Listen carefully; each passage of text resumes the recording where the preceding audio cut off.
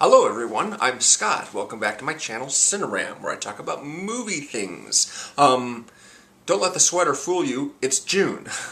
The temperature really has been yo-yoing around here in the Chicago area. It was pretty cool yesterday, needed like my coat. It might be warmer today, I'm not sure, I haven't stepped outside yet. But I wanted to get this video off first. I am doing a video on what are the biggest summer movies since like the 80s. And it's funny that the website Joblo, you probably visited that if you're a fan of my YouTube colleague Luke Ryan. He has edited a bunch of different videos for the site, Top 5 Movie Mistakes and Endings Explained. He does those for the Joblo YouTube channel, and of course Joblo has its own site.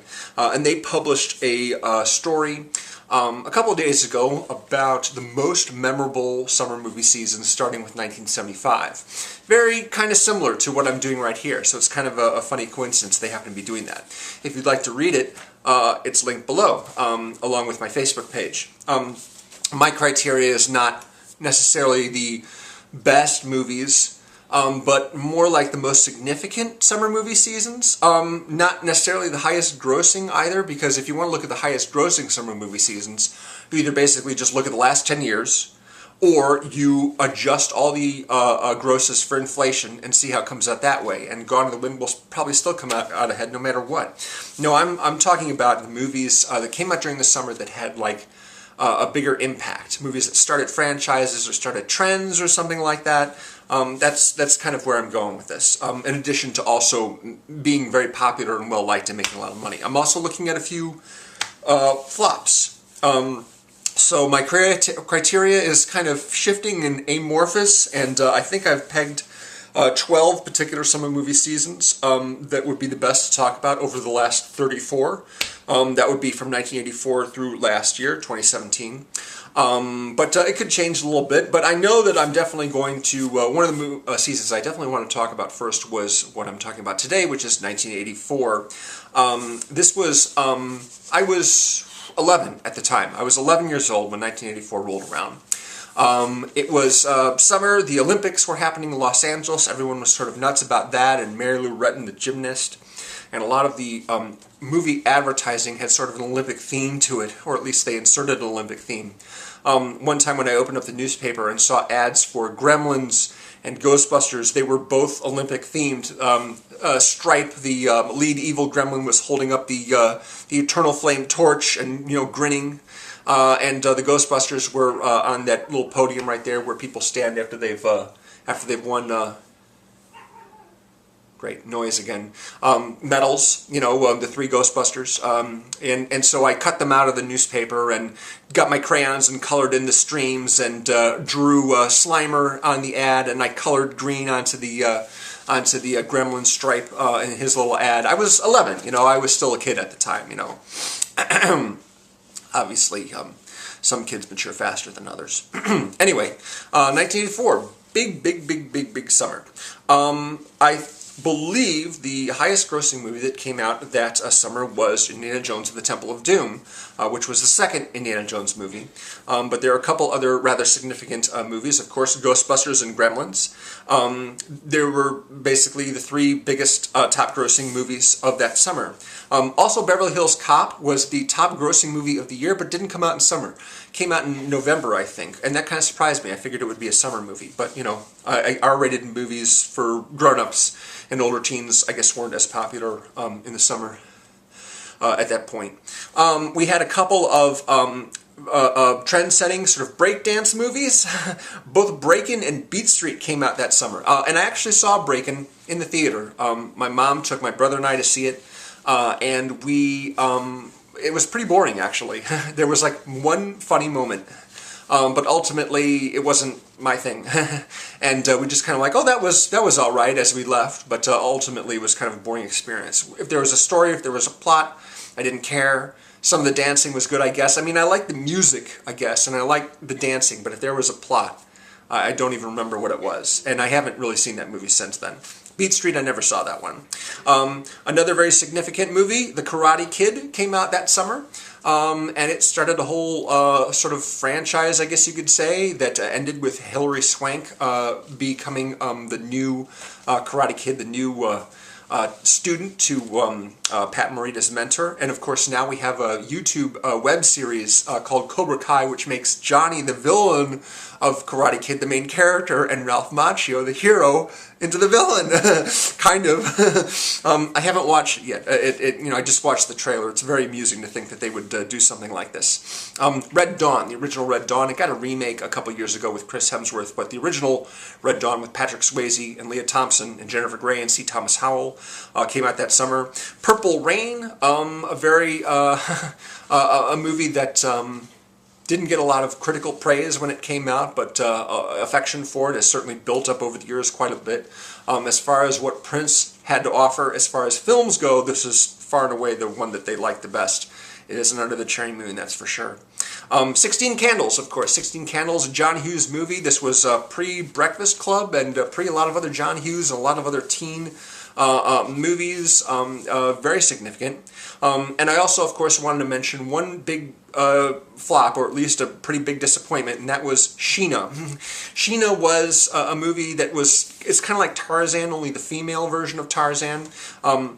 The main character was named Tanya, the main actress is Tanya Roberts, who went on to star in James Bond movie, A View to a Kill. Yeah, by all accounts, it's not a good movie. I've never seen it. Didn't do that well, probably just, an excuse for cheesecake, to wear Tanya Roberts wearing low-cut outfits made out of animal skin and just running around and looking as gorgeous as possible, and hopefully people will pay money to see that, which they didn't really. So that's 1984 in a nutshell. Of course, there's lots of other movies that came out, but I'm sort of focusing on the most significant ones right here. After 84, we had 85, of course, Back to the Future, big hit of the year. It's a movie that everyone loved, including me. It's one of my favorite movies ever. The second Rambo movie came out, so Stallone and the character of Rambo kind of scared me. Even if I'd been old enough to see that movie, I probably wouldn't have. Cocoon was one of the biggest hits of the summer, which is very, very much counter-programming. All the main characters are like elderly people, and they meet aliens and hang out with them and have a great time. I've seen that movie, I think, but it's been a really, really long time. The Bond movie I mentioned, A View to a Kill, was Roger Moore's last Bond movie. It's not very well liked, although I personally think it's lots of fun, and I love Christopher Walken as the villain.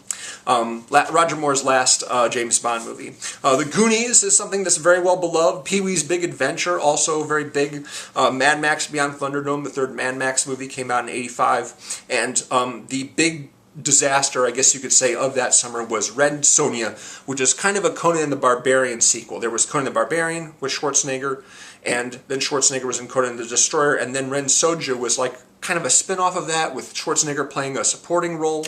Nobody really liked it, didn't do that well, so it was kind of a disappointment. And the following year, '86, the big hit was Top Gun. Tom Cruise, after Risky Business, this is the movie that made him a megastar, and he's been, an A-lister ever since then, even when his movies don't do well, like The Mummy did last year. Karate Kid 2 came out in '86. A Rodney Dangerfield comedy called Back to School came out. Normally, Rodney Dangerfield comedies are pretty raunchy. This one was much more family-friendly, PG-rated. He's a father and businessman who decides that he's going to go back to college to earn his degree to win the respect of his son, I think, which is kind of similar to the movie with Melissa McCarthy that just came out.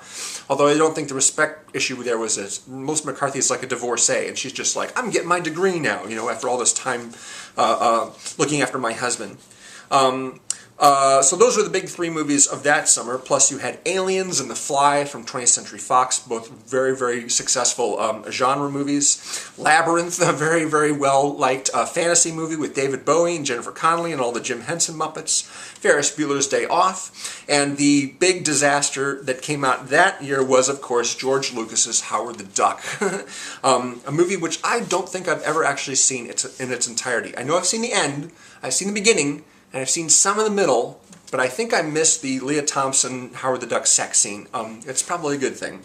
So that's 86. And that brings us up to 1987, which will be the subject of my next video next week. That will be a week from today. I will post the video on what I consider to be the most significant summer movie seasons, and 1987 is the next one that I'm going to go focus a little bit more in depth on.